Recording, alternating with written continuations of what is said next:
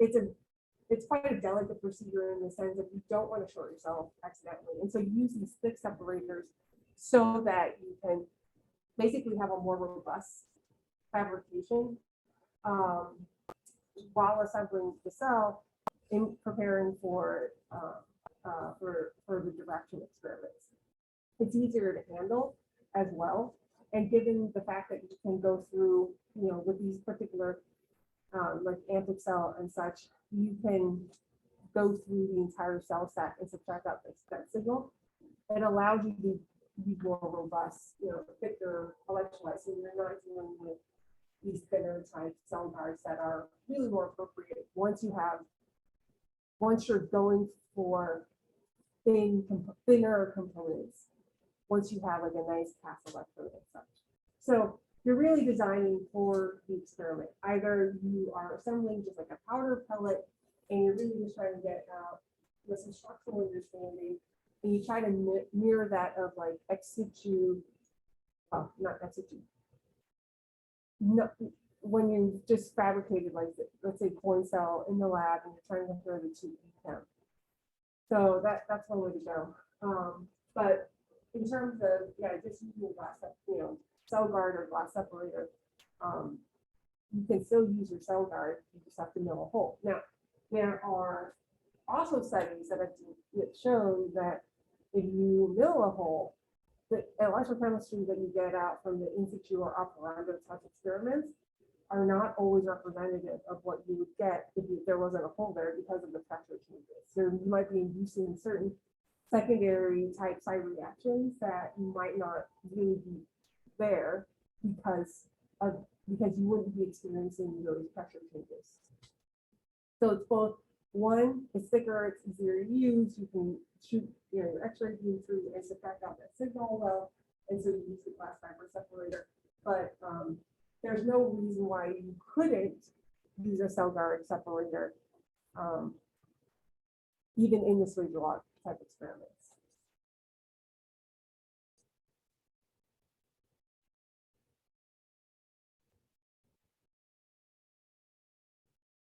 Any other questions?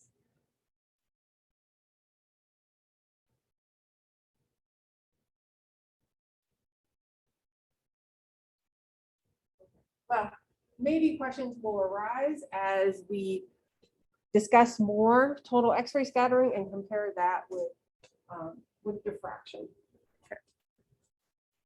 All right, so we visit our lovely table. Jerry Gordon has made this table, so I'm going to use it until the end of time. It's a beautiful table, so it's going to be used. So, right, so we focused already in bits on diffraction, and now we move on to pair distribution functions, specifically X-ray pair distribution functions. Now, a question was asked, will we cover neutron PDF when we get to the topic of neutron scattering? And I originally said no, because of the time constraints, going over just the neutron diffraction theory itself would take a bit of time. But given that there is interest based on that question, I will try to include some examples that are relevant and try to make time for that. So we will come back to PDF again, potentially when we get to neutron scattering. But we want to utilize this technique in understanding more of the structural evolution within these materials, and not even evolution, just understanding the material as synthesized will be very helpful to understand the observed properties that arise, whether these properties are fast diffusion, ion conduction or degradation of materials, conversion products within materials. It's all very helpful to try to pinpoint the atomic origins of these properties. And so we use PDF and X-ray diffraction in concert with each other because one should inform you on how to fit the other. Okay. So as with all these techniques, I'll go over theory as well as examples. Now there is, well, this is the 2003 version, but there's updated 2008 versions as well, but the theory has not changed much, actually has not changed, in regards to understanding total X-ray scattering signal. And there's a reason why this book is called Underneath the Bragg Peaks, because that is what we're interested in, is the diffuse scattering. What additional information can one gain from doing these types of X-ray scattering experiments? And it's really to understand chemical ordering, local ordering of where these atomic species are, and how they explain the ion conductivities that you observed or the diffusion within your cathode materials. Okay. And similar to X-ray diffraction, what we talked about last time, you can understand not only the local structure, which is the additional information that is to be gained, but you can also understand the average structure as well. So if there's no deviations in the local structure, then one does not really have to carry out these experiments, and one can just perform X-ray diffraction by fitting the X-ray diffraction patterns that we talked about last time and trying to fit the lattice parameters, the atomic positions, site occupancies. One can already gain a lot of information about the disorder within material, but that disorder is periodic, right? So if you happen to have strain, you can, in your system, in your material, you can perform X-ray diffraction and fit the peaks, right? You can fit the asymmetry within your X-ray diffraction peak to understand strain, to understand stacking faults, right? But that's within an HKL family. You can understand size broadening by looking at the full width half maximum from the X-ray diffraction peak. So it's not that that if there's disorder, you have to turn to this technique, but there are additional information of disorder that is not correlated, that is localized. That is what is valuable about this technique. Otherwise, you're just doing an experiment extraneously and it's a waste of time. Okay, so there are particular cases where this technique would be useful, and that's what the case studies will show, is where this technique shines. Otherwise, you can get similar information from X-ray diffraction and really save yourself some time, right? Now on here, the last part, in terms of gaining information about the coherence length of your atoms, if you're looking out in this sea of atoms in your structure, you have some structure factor, there's some arrangement of your atoms. The coherence length is slightly different than that of just atomic particle size. Right? If you have some nanostructure, there's going to be some finite distance where you have no more atoms, right? You have some nanostructure, there's a finite length. But the ordering, the coherence of these atoms and how they pack into your structure is quite different than that of, let's say, a bulk structure where you expect periodicity, you expect very well-defined order, which is how we define structure, right? We define it mathematically as e to the iq dot r, as in for every HKL family, we have in reciprocal space, we have some real space structure that is associated with that. And so that is the formalism, that is the fundamental basis of X-ray diffraction. Okay. But when your structure factor, when there are deviations due to chemical and structural disorder within your material, that's where XPDF will shine, or neutron PDF will shine, and it will tell you the local structure. Okay.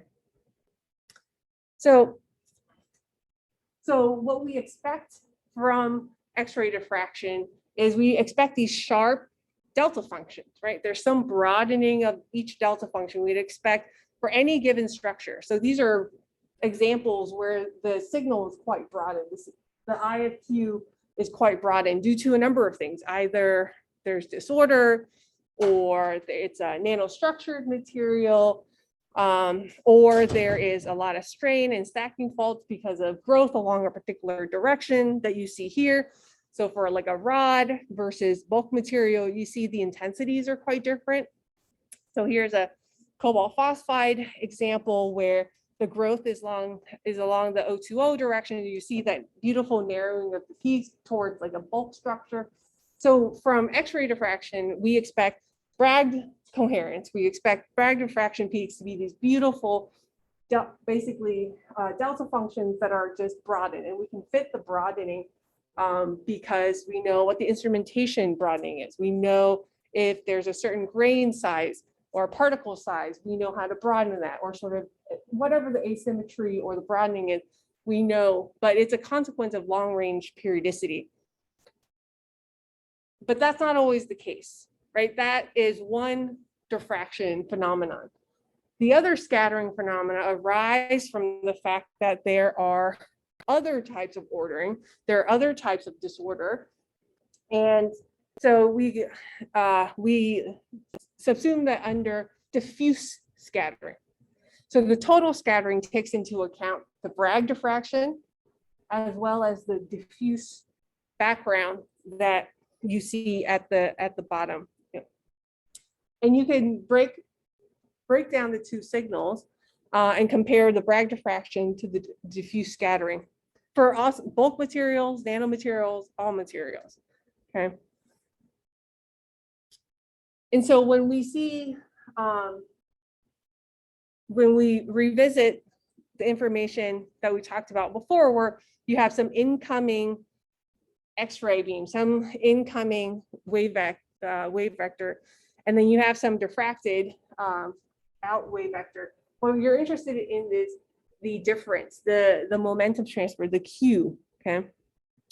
Now the coherence signal, I of Q, we've talked about before, is just a makeup of your structure factor, the sine Q, sine QR, times that, so where each atom is, that's your structure factor, multiplied by the atomic form factor. So that has a Q dependence. It is not an unchanging amount, right? So your atomic form factor, as a result, the signal changes as a function of Q. So each element has a different atomic number and thus has a different electron density. But this electron density, how your X-rays interact with the electron density, changes as a function of Q. Okay, changes as a function of the diffracted angle. So that sometimes you see that F of Q for atom M and atom N, so basically pairwise interaction. Sometimes what you see is just the F, the little f, denoting that seemingly to denote that there is no dependence on Q, but there is absolutely a dependence on Q. Okay, and that's empirically determined that can be fitted. So even though you might not see F of Q, you might just see little f, you should know that there is a huge dependence on Q, and assuming that there is no dependence on Q will lead to erroneous fitting and modeling. Okay. I think sometimes, as I've seen in the literature, there seems to be variation because either people write it as a shorthand and they'll mention it somewhere and then you have to go find it. But know that there's always a dependence on Q. Okay. So many people have worked on the theory of total scattering for a long time now, both in simulation as well as understanding glasses. So there's a rich history in understanding the total scattering and then also the Fourier transform and the pair distribution functions. So what you would expect here is when you take the diffraction intensity as a function of Q or equivalently to theta, if you see examples where there could be disorder, let's say in this particular example from Thomas Proffen, the blacks are atoms and the whites are, the white space is representative of vacancies and voids. So you can see that there's some disorder within the simulation, okay? If you take an average, what you would expect is, some structure. There's some average structure out there.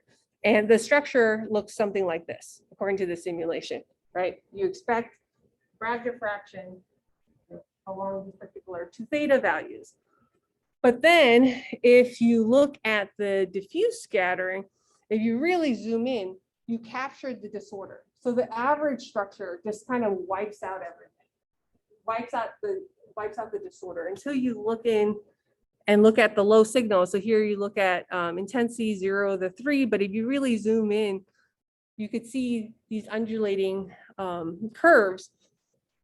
And when you take both the diffuse scattering and the Bragg scattering together and Fourier transform that, that's when you get your when you get your Fourier distribution function. That's when you get your G of R. Okay. So in terms of the operational aspects of the experiment, to capture this sort of information, one, you could do it, just ex situ total scattering like so. You can also do operando and put an electrochemical cell in the path of the beam. But what one has to do, similarly to X-ray diffraction, is that one has to subtract out all the background noise. Now, if you were to load a sample in, let's say a capped-on capillary tube and perform X-ray diffraction, the signal to noise, the diffuse scattering, if you look at the Bragg diffraction piece, you see the intensities are enormous. So any scattering from, let's say, your background, air scattering, background scattering, whatever the scattering is the noise is going to be quite low. You still subtract it out, but the intensities are so high that any background peak here is going to be, pretty low. That's not the case for total X-ray scattering. So you see here, the undulating diffuse scattering signal is quite low. So if you have any background scattering that you want to remove, one has to do this with great care, because the amorphous background, let's say from your capped-on signal or air scattering, is going to be quite dominant in terms of the ratio of the signal that you get relative to that of the background. Okay. So what you have to take into account is not only scattering in terms of the background from air, but also the container. If there's going to be fluorescence, because you're up at a particular energy. So this is something you can look up if you have, if you know what's in your material, what energy of X-rays you're going to use. If it happens to, cause fluorescence, you can move off of that energy. So that's another advantage of going to a variable energy source, like a synchrotron light source, is because you can choose the energy that you operate at, and often you have a choice of several energies that are well calibrated for the optics that are available at the particular beam line. So you're not confined to using one particular energy, like one particular wavelength, like that of copper K alpha in for conventional lab sources. Now, we talked about elastic scattering. There's also inelastic scattering, right? The energy coming in might not, it bounces and there's multiple scattering and then all that. You can lose energy. There are a multitude of processes that you can model when it comes to inelastic scattering, and sometimes that matters, sometimes that doesn't matter as much. It really depends on the material. But what's great about and particularly useful for going to the synchrotron light source is that you can access shorter and shorter wavelengths. So if you have shorter and shorter wavelengths, that means you can probe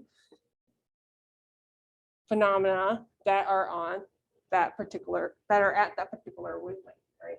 So if bond distances are 1 angstrom, 1.5 angstrom, or even shorter than that, adsorbates can be a little bit shorter than that, then you can access all of that structure by tuning your energy. So 45 keV is pretty common, 50-ish keV, 60-ish keV, 90 keV. You can go down to 0.1 angstrom and have really high resolution by going to these synchrotron light sources, right? So what you'll typically see in terms of the operations of PDF is you're able to collect rapidly data, that's one, but you're also able to collect data on these image plates that allow you to observe any anisotropies, any and any sort of preferred orientation growth very quickly, because you can just look as you integrate around the rings, the 2D figures, to get to this 1D I of Q, or here it's 2 theta. But you can collect all that information and you can look quickly if there's and do quantitative analysis if there's any anisotropy. Now, in terms of operando types experiments, if you're assembling a battery, typically you're not just going to get, well, you're going to get the beautiful signal that you see here, but there's going to be a lot of background that you have to carefully subtract out. And that is where the work is, right? There, you can carry out all of these experiments and have high throughput, but I'll say it time and time again, high throughput experiments definitely does not equate high output publications or even high output understanding, because the data processing is critical and it is key to, one must do it well to really get out, you know, and understand if any of these squiggles or any of this, the signal is actually meaningful. Okay, so this is the bottleneck right here, is the data subtraction. So in terms of processing the signal, one typically gets out, you know, the I of Q. So this is your collected signal once you integrate your 2D pattern to get a 1D pattern, as you see here, right? So you can see these beautiful scattering signal here for this. This is data from a soon to be published work. And what you can get out of that is the structure factor. So this S of Q that you often see. Now, S of Q is related to the coherent scattering signal in that it is the average structure factor. So this is the intensity equation. Once again, this is your atomic form factors multiplied by your structure factor, your e to the iq dot r. But the average e to the iq dot r is this thing function that you're so familiar with now. And so the structure factor, when you multiply that by q, this is actually the reduced structure factor. What it's saying is that you have some structure factor that tends to 1 at, you know, some high q. So once you do a Fourier transform of that, so you Fourier transform q times S of Q minus 1, and you Fourier transform that, that gives you the G of R. Now, in theory, you could transform from 0 to Q to infinity. But of course, in reality, when you're actually operationally carrying out the experiment, you're limited to some Q max, right? You're not going to have infinite momentum space. You have some Q max that's determined by where your detector is placed, and you can't bring the detector much closer than a particular distance, you know, let's say like 150 millimeters from your sample, because there's always a balance between high Q, so bringing it closer, but also the resolution. So if you bring your detector really close, you have your high Q, but which will lead to high R resolution. Okay, but then if you bring it any closer, you also risk losing that resolution. So, and then if you want to do X-ray diffraction as well as PDF, total X-ray scattering type of experiments, you have to move then the detector all the way back. And so this whole movement thing really, the movement of the detectors really limit how long the experimental time, or how quickly you can acquire data. Okay. So in terms of the information that's to be gained from total X-ray scattering, once you have the PDF, that's the mathematical form of the of generating the G of R or the PDF. The physical interpretation is that you can get a lot of information from just looking at the peak centers. The peak centers are indicative of actual bond lengths. So for this FCC, well, particularly nickel, given the bond distances, for a face-centered cubic type model, you can get an understanding of where the pairwise correlations are. So where are the nearest neighbor, the next nearest neighbor, the next nearest neighbor, by looking at the peak centers themselves, because they correspond to the bond distances.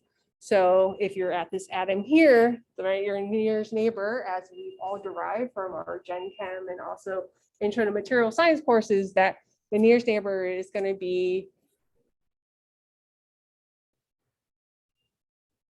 root 2a divided by 2 distance away, right? That should be ingrained in your memory from the number of exams that you probably have had to derive that distance. So we know what that distance is based on the lattice parameter A. We know that distance should be for bulk nickel 2.52 angstroms, and then the next nearest neighbor, right, is a unit cell away, as you can see here, at 3.52, and then the atom at the next phase, so that's 4.31, and so on and so forth. So there's a physical interpretation of the G of R. So that's the first and foremost interpretation. That's the easiest interpretation when you just look at the PDF itself. You get an idea of already distortions to the lattice parameters, because the distortions to the local bonding environment. Okay.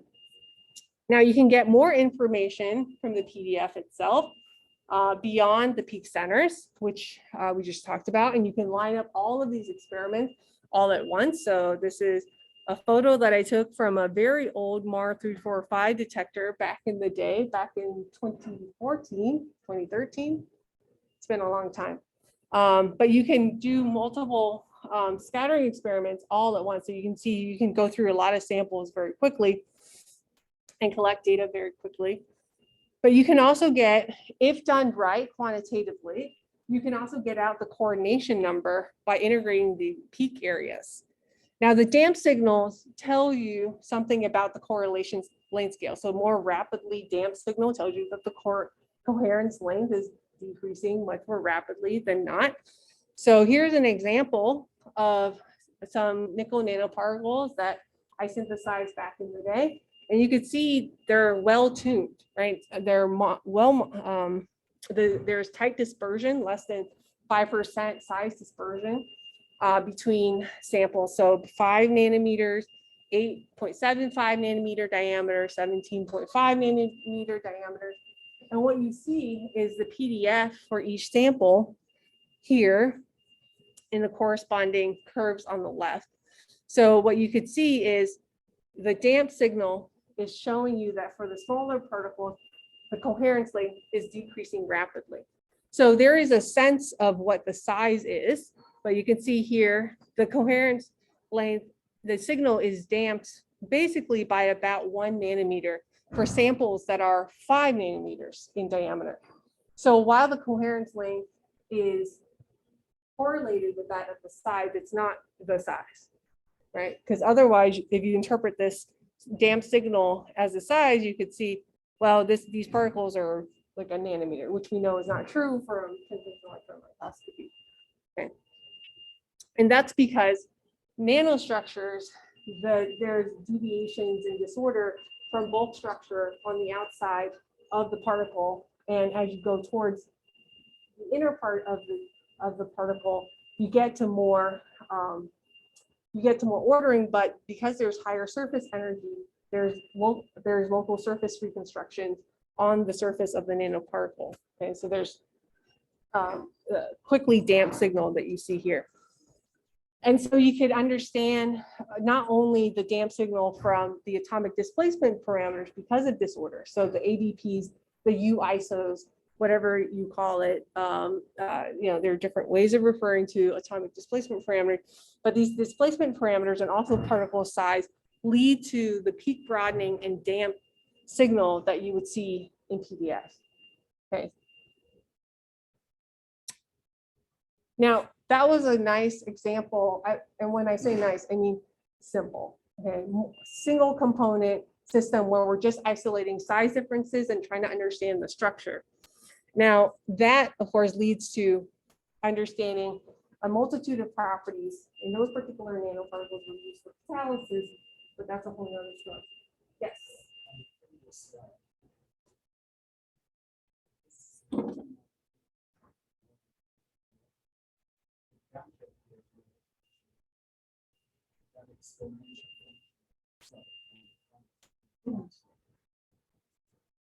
Mm-hmm. Yes, okay.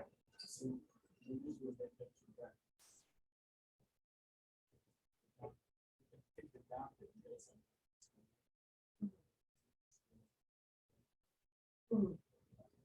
Yes, so you can track the damping from both atomic displacement parameter. So you can, so that's just your Debye-Waller factor. So that's just your signal times a prefactor. So your Debye-Waller factor is, or your atomic displacement parameter is the prefactor. Okay, so that's, 8 pi, blah, blah, blah. Well, times the expected value of U-isosquared. You can fit that. So, one would expect for at room temperature, atomic displacement parameters, so wiggling around the Wyckoff site, that this atomic displacement parameter, and a reasonable number would be 0.005 angstrom squared, 0.01, maybe even as high as 0.05 angstrom squared, depending on the element and depending on the structure. Okay, so you can fit all of that. You can fit exactly if, you can play around with the numbers, or you can just say fit and try to guess computer, and see if it's physical. The rule one in fitting is the computer is never, unless it's, maps out into something physical. So you can fit all of that. Now you can say, okay, if my fitting is fitting back some value, like let's say, I don't know, I'm trying to think of U-iso of something really high, something non-physical, well, not non-physical, but if the model is telling you that your U-iso is like 0.1, 0.2, 0.3, I mean, something ridiculously high, that's telling you that if your guess is some structure and the model is saying, okay, if you're forcing my structure to be whatever, and that means there are particular atomic sites that, my elements have to occupy, but if the atom wants to rattle within that atomic site so greatly, that's telling you that the model is probably not the correct model. It's close, but it's probably not the correct model. So there are indicators that will help you refine the model. So that's one. So your question about, can you fit the damp signal to atomic displacement parameter? Yes. You could also fit the peak broadening as well. That also gives you an indication of a disorder. So there are a number of ways to capture capture that. Okay. Oh, I clarified that. Any other questions while we're paused here?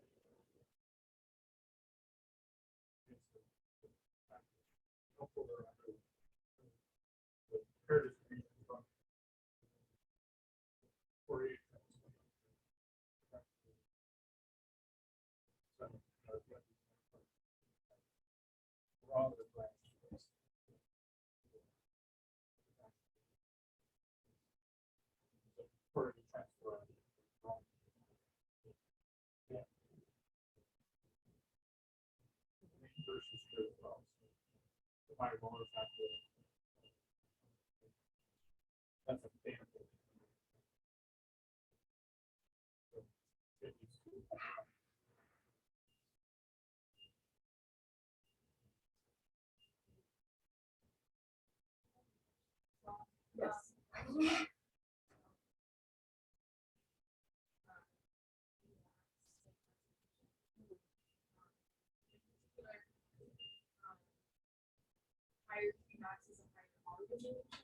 Yes.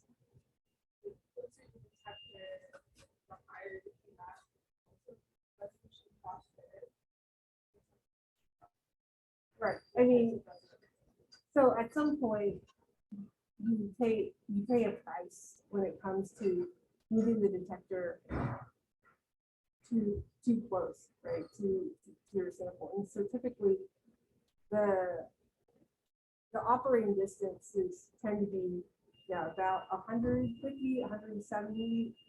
I don't even know if I have to carry out experiments at 170 millimeters is the closest that I've carried out these experiments.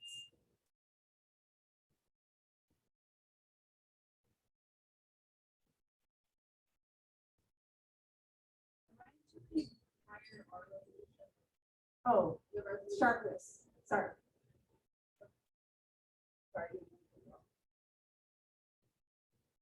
Yeah, so when I say higher R resolution, I just mean when you have larger delta Q, between your Q max and Q min, that allows you to have higher R resolution, as in you can resolve more, your peaks are sharper. Because when you Fourier transform into real space, just because your peaks are broad in R doesn't, if you have limited, let's say Q max of 20, yeah, so 20 inverse angstrom versus 10, if you Fourier transform data that uses Q max of 10 angstrom, your R peaks, your peaks in R are quite broad. So then you could misinterpret that as, oh, I have nanostructure, or I have what have you, I have broadening from a variety of factors. But that's not actually true. That's an artifact of the fact that you just use very low Q resolution. You use a very small Q value. So if you are able to, because you're able to collect the signal out to 20 inverse angstrom, or maybe even 25, I mean, that's really high. Then once you Fourier transform that, then you can get these nice resolved R, peaks in R, and that forward path maximum is something that is actually meaningful. You see broadening in that, and you see trends in your sample, either because you're heating your sample or you're sintering and you want to see the effect of grain size, whatever the case may be, then that's somewhat meaningful. But there are anomalies and artifacts that can be misinterpreted just because you're not using enough high Q resolution. So that's what I mean by high R, is that the peaks are actually sharper.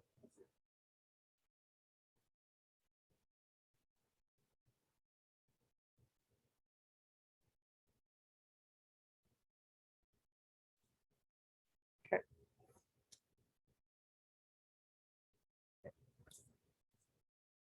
So the examples that I just talked about, for just a nice model for understanding, well, for the nickel sample, that's understanding local icosahedral symmetry that's stabilized because the nanoparticles are so small and it's a deviation.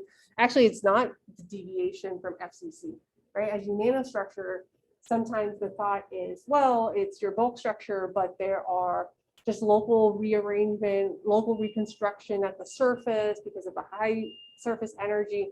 But as was demonstrated in this work, that the local ordering is actually not at all deviations from FCC, and it's that it has its own symmetry. It's like icosahedral symmetry, and that's quite particular for metal, and that's been seen for FCC metals like gold and nickel. So, there is a formal distinction from that of just deviations from FCC, and that has significant implication when it comes to understanding, well, for that particular work, understanding catalysis and what's on the, the structure of the material on the surface.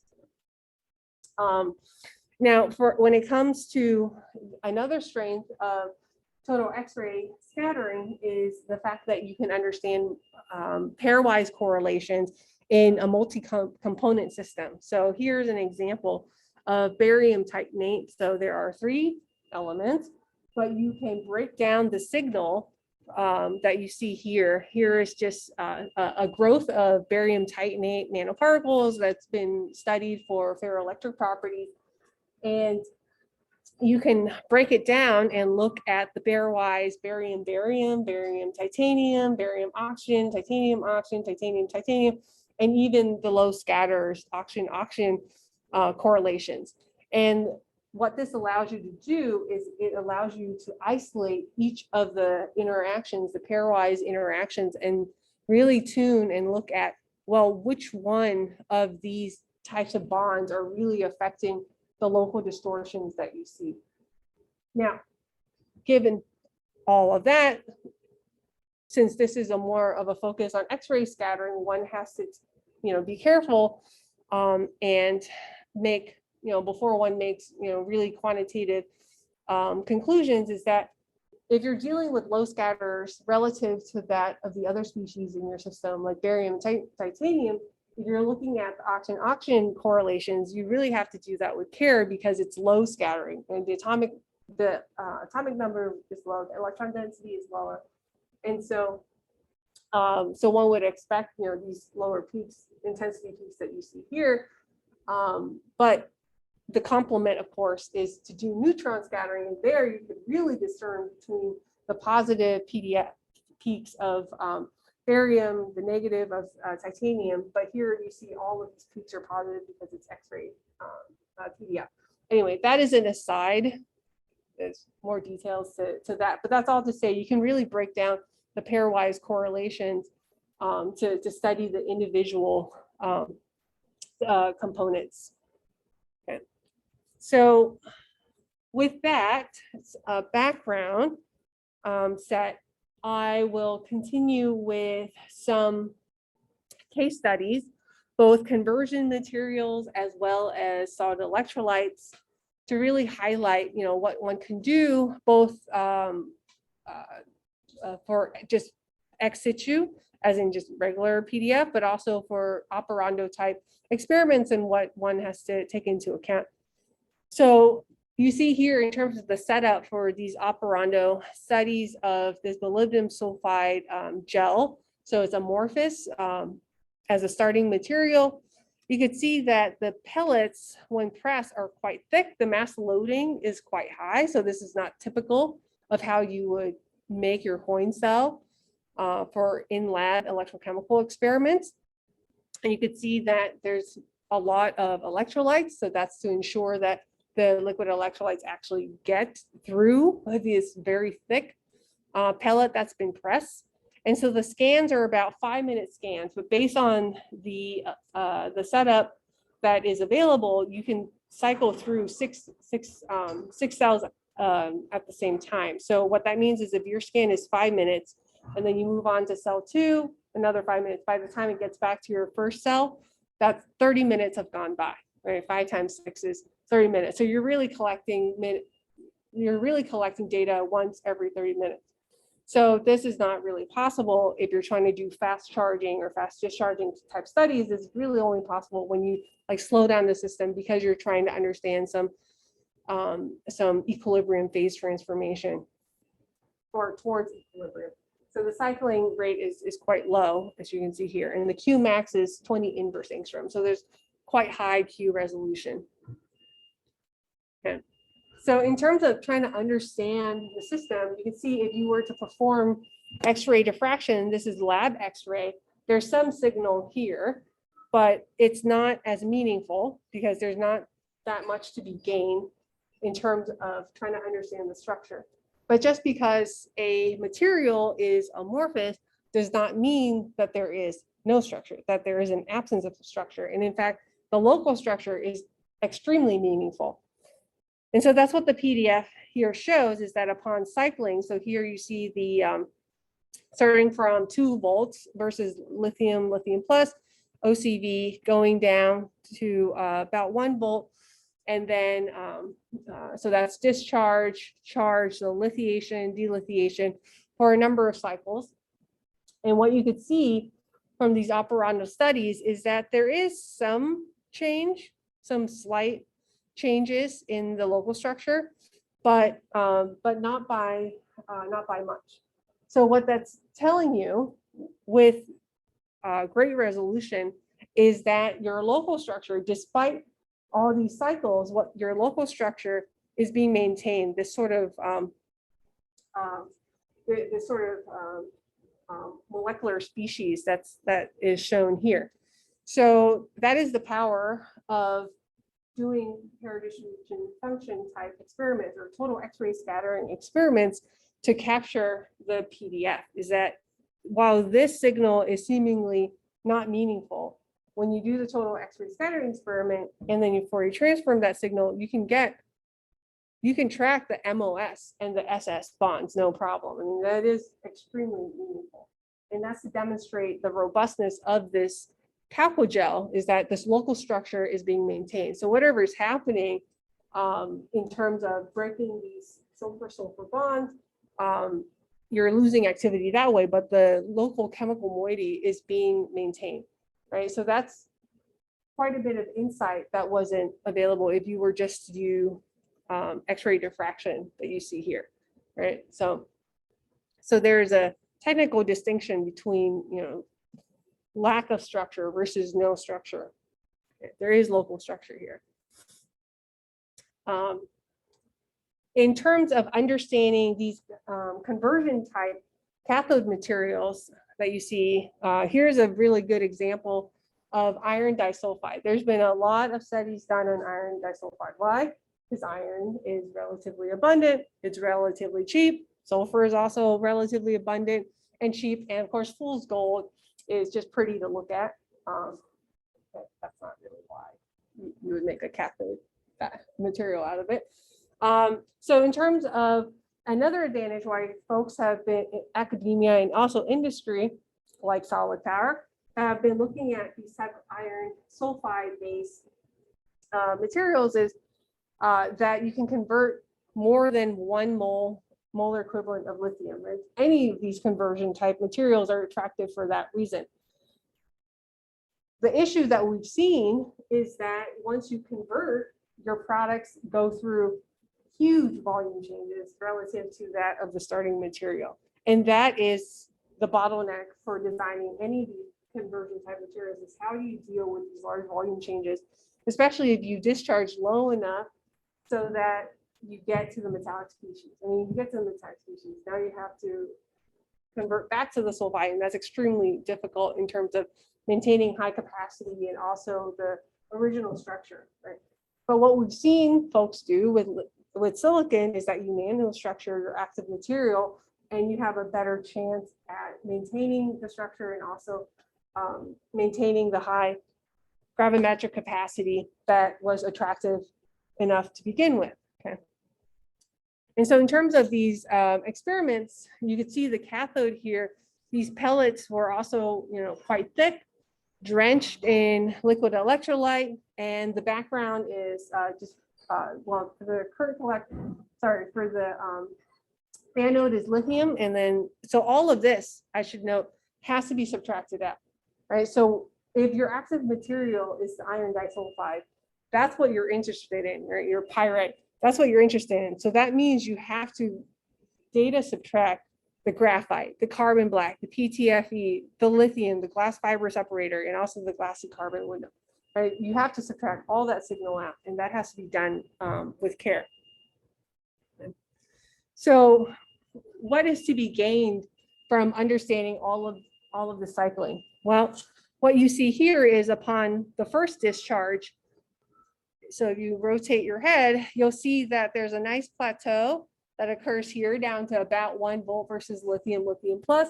And then upon charge, and then a second discharge, you see that there is emergence of 2 new plateaus.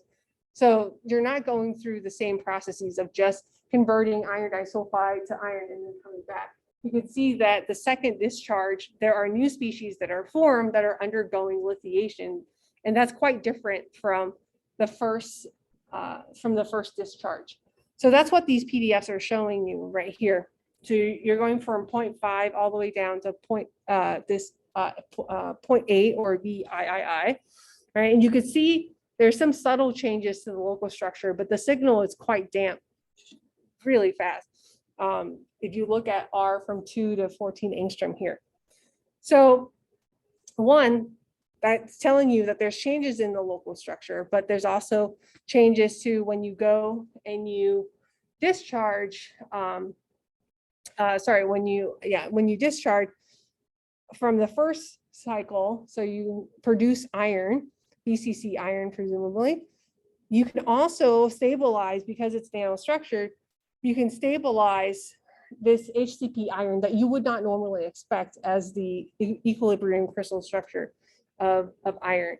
Okay, so you could co-fit that with the other expected phase of Li2S. And these phases could have different dampening parameters in their signal. So where do you start? Well, you can look at the phase diagram, the ternary phase diagram. You can look at all the ternary phases that have been synthesized and have been that are formed under equilibrium. And you could see here, there's the pyrite that you start off with, and then the ternary compound in which you can stabilize these various corner sharing and edge sharing structures, but all of them don't fit all that well. And so what you do is you turn to DFT and you look at, okay, well, what other structures could form? And you could see here that while these corrugated and linear chain type of moieties can form, the fitting of the local structure is not that great, right? To be qualitative about it, you can just visually inspect the curves and you can see the different curves are, the difference curves are, quite high. Now, when we go to a structure that has both edge sharing and corner sharing with these tetrad moieties that you see here, you could see that the fitting in black from the data is in much better agreement, just visually already, before I even tell you what the RWT is. You could see visually that it fits better.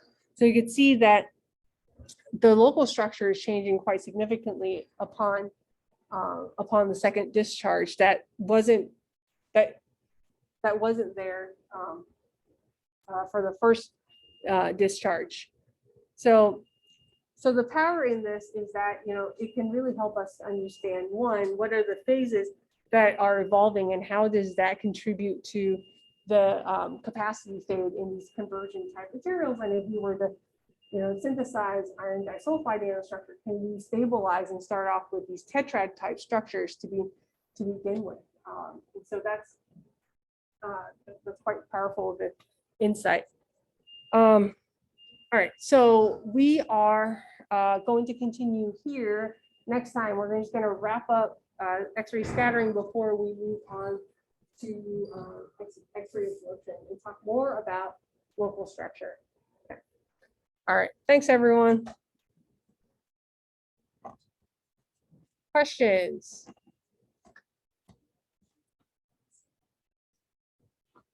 When you were talking about self-start,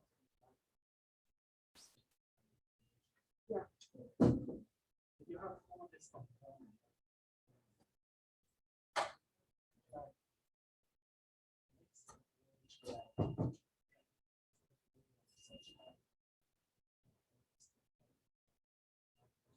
Yeah, the best way, although it's always an imperfect, it's always imperfect subtraction, but the best way would be just to make the cell as if you were without the active material. So you would press the same pellet, but without your active material, you would assemble your cell as if you were going to start cycling, but now you don't have active material, so that you can subtract out all the components that you're not interested in. And this is where the situation becomes, I wouldn't say hairy, but this is where a lot of the work lies, is because you can't ever reproduce your assembled stack, right? I mean, you can try the best that you can, but you can basically copy as best as you can, right? The concentration, how much, the volume of liquid electrolyte you use. But if it's the cross section, and when your beam goes through, if it's just slightly off in some way, your intensities are going to be a little bit different, and that changes as a function of Q as well. So when you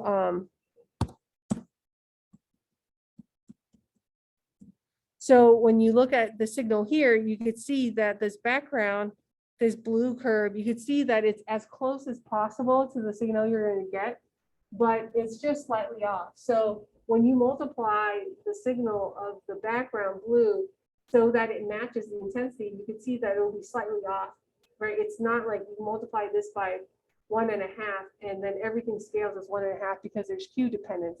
These peaks are always going to be a little bit off. So that's where one has to just sit there and really do by hand the Fourier transform and see what is physical and what's not, and whether or not your peaks are real or not. So what you do is you run through the Fourier transform, and then operationally what you do is you can change your Q max, you optimize the structure factor transformation as best as you can. And then you see systematically, if I change systematically my Q max, are my peaks changing systematically, or do I have the emergence of like new squiggly lines that are totally non-physical and nonsensical? So it's a lot of checking to make sure that what you're doing has some physical like some real physical interpretation, and that you're not introducing some artifacts that it's because you didn't properly subtract out the background signal. So that is the nature of these total scattering experiments, is that they're beautiful in situ, the data where you generate gigabytes and gigabytes worth of data.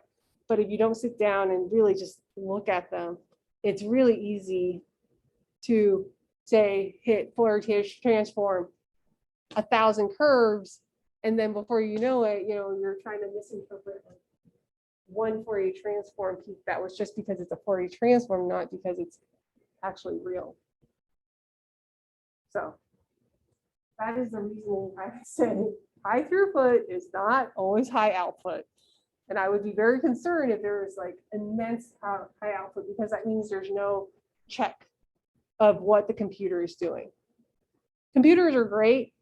Data is great. I love data. I love a lot of data, but the interpretation is there still needs to be a human interaction. And that's where the holdup is.